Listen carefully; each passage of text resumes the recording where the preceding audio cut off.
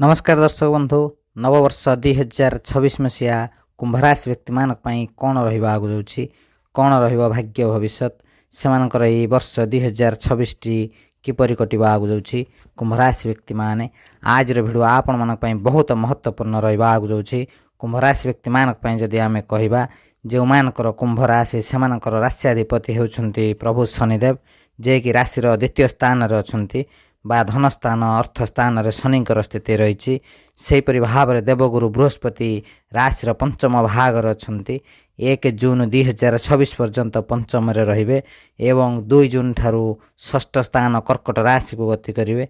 आपनकर राशि रे राहु अछन्ति राहुंकर प्रभाव 25 नवेम्बर 2026 पर्यंत रहिबो एवं केतु मध्य राशि सप्तम रे अछन्ति राशि षष्ठ स्थान को गति करबा आगु जाउछन्ति। कुंभराशि व्यक्ति माने आप माने बहुत साहाय्यकारी होइथांती सरल विश्वासी होइथांती परोपकारी होइथांती निजर दुख निज भितर चापिकी रखिथांती अन्य मान को सहजरे निजर दुख कहते नाही एमाने परिवार को बहुत भल पाई कुंभराशि व्यक्ति मान जदि आपनकर कुंभराशि होइथाय निश्चित भाव आप अनुभव करुथबे आपण अन्य मानकर मंगल सदा सर्वदा चिंता करते निजर मन दुख मनर कथा काहार को कहते ना निज भितर चापिकी रखिथांती एवं कुंभराशि व्यक्ति मान थरे जदि काहार की भल पाई जाइथांती सेमान को हृदय रे बसई थांती। हाँ दर्शक बंधु कुंभराशि व्यक्ति मान अत्यंत सरल होइथांती एवं विश्वस्त होइथांती सहजरे अन्य मान को विश्वास करते एवं निजर परिवार लोक को बहुत भल पाती। कुंभराशि व्यक्ति मान अन्य मान को साहाय्य करने को जमा भी पछ घुंचा दियंती नाही निजर चिंता न करी अन्य मान को साहाय्य करथान जदि आपनकर कुंभराशि होइते आप मान निजे अनुभव करुथबे आपण सदा सर्वदा अन्यर साहाय्य निमंते आगुआ ही थांती। कुंभराशि व्यक्ति मान समस्त क्षेत्र रे आगरे रही थांती। कुंभराशि व्यक्ति मान जो माने कुंभराशि व्यक्ति माने निश्चिंत भाव अनुभव करथबे आपनकर शनि 7.5 तृतीय स्तर चली दीर्घ 5 वर्ष होगा आपनकर निद हजि जाइए आपन जीवन में बहुत समस्या देखा जाउछेटा सत्य कि मिथ्या निश्चिंत भाव कमेंट रे कहबे। जो कुंभराशि व्यक्ति माने बिजनेस करछन्ते सेमान को बहुत बिजनेस रे लॉस हो सारी आपण मान जीवन में बहुत समस्या 5 वर्ष होगा देखा जाइए आपण 5 वर्ष मध्य रे काहार की न मागिचन्ते बोली सेमिति किछि नाही आपण धार उधार कर्जरे पूरा बुड़ी जाइछन्ते अजथारे बहुत वाद विवाद स्थिति आपन जीवन में देखा जाइछि। जदि आपन कुंभराशि होइथाय निश्चिंत भाव आपन अनुभव करथेबे आपन जो व्यक्ति मान को निजर भावुथिले से माने ही आपन को धोखा दैछन्ते 5 वर्ष मध्य आपनकर बहुत विश्वासघातकता देखा जाइछि। आपन कर्म क्षेत्र में दक्षता थाई मध्य आपन बहुत समस्यार सम्मुखीन होइछन्ति।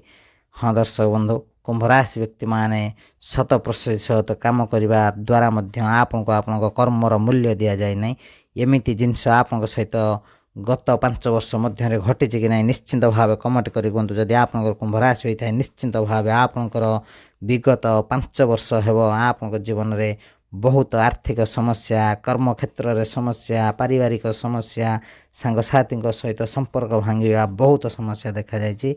तेबे आपनकर शनि एवं शेष पर्यायर अछन्ति शनि आपनकर राशि रे शेष पर्यायर चलछन्ति शनि 7.5 शेष पर्याय चली शनि 7.5 शेष समय किछि भल करके जाइथांती कहा जाइछि।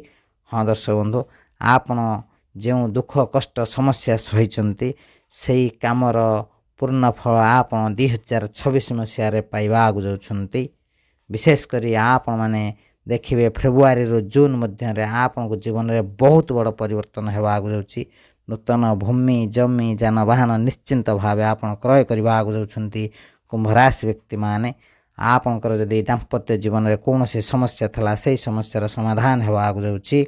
आपन दीर्घ दिन धरी आपन जीवन में जो कष्ट पाइछन्ति आपन निजे ही अनुभव कलेनि किए आपनकर मित्र किए आपनकर शत्रु आपन जदि यही नववर्ष रे भावी चिंती काम करती निज अंतर कथा काहारी आगरे प्रकाश करंतु नाही अन्य मान को साहाय्य करिया पूर्व 100 थर चिंता करंतु आपन दूरयात्रा करिवार मध्य जोगरे जे कुंभराशि व्यक्ति मान वर्ष 2026 रे आपन दूरयात्रा करि पारंती आपन जीवन में बहुत बड़ परिवर्तन हेबा आगु जाउछि। हाँ दर्शक बंधु आपन को विदेश रे चाकरी करिवार सुजोग मिलिबो आपन पे समय बहुत भल रहा आगु भगवान शनिदेवंकर विशेष कृपा मिलिबो। एही वर्ष रे आपन पे समय बहुत भल रहा आगु ମୋଟାମୋଟି ଦେଖିବାକୁ ଗଲେ କୁମ୍ଭ ରାଶି ବ୍ୟକ୍ତିମାନେ ସେମାନଙ୍କ ଜୀବନରେ ସମସ୍ତ ଦୁଃଖ କଷ୍ଟ ସମସ୍ୟାରୁ ମୁକ୍ତି ପାଇବାକୁ ଯାଉଛନ୍ତି। ଦୀର୍ଘ ଦିନ ହେବ ଅନେକ ସମସ୍ୟା ସଙ୍କଟ ମଧ୍ୟରେ କଟିଛି କୁମ୍ଭ ରାଶି ବ୍ୟକ୍ତିମାନଙ୍କ ଜୀବନ, ସେହି ସବୁରୁ ମୁକ୍ତି ପାଇବେ। ଏହି ରାଶିର ବିଦ୍ୟାର୍ଥୀମାନଙ୍କ ପାଇଁ ସମୟ ବହୁତ ଭଲ ରହୁଛି। ଆଗାମୀ ସମସ୍ତ ଏକ୍ଜାମରେ ଶୁଭ ଫଳ ପାଇବାକୁ ଯାଉଛନ୍ତି। ଯେଉଁମାନେ ମେକାନିକ୍ ଇଞ୍ଜିନିୟରିଂ କିମ୍ବା IT ସେକ୍ଟରରେ କାମ କରୁଛନ୍ତି ସେମାନଙ୍କ ପାଇଁ ବହୁତ ଭଲ ରହିଛି। ଯେଉଁମାନେ କଣ୍ଟ୍ରାକ୍ଟ କରୁଛନ୍ତି ସେମାନଙ୍କ ପାଇଁ ମଧ୍ୟ ସମୟ ଭଲ ରହିବ। କିଛି ନୂଆ ନୂଆ ସୁଯୋଗ ମିଳିପାରେ। ଆପଣଙ୍କର ସମସ୍ତ କ୍ଷତିର ପୂରଣ ହେବାକୁ ଯାଉଛି। ଆପଣ ଆର୍ଥିକ ଦୃଷ୍ଟିରୁ ଲାଭବାନ ହେବେ। ଯେତେ ରୋଜଗାର କରିବେ ସେତେ ଖର୍ଚ୍ଚ ମଧ୍ୟ ହୋଇପାରେ। ଖର୍ଚ୍ଚ ପ୍ରତି ଟିକେ ନିୟନ୍ତ୍ରଣ ରଖନ୍ତୁ।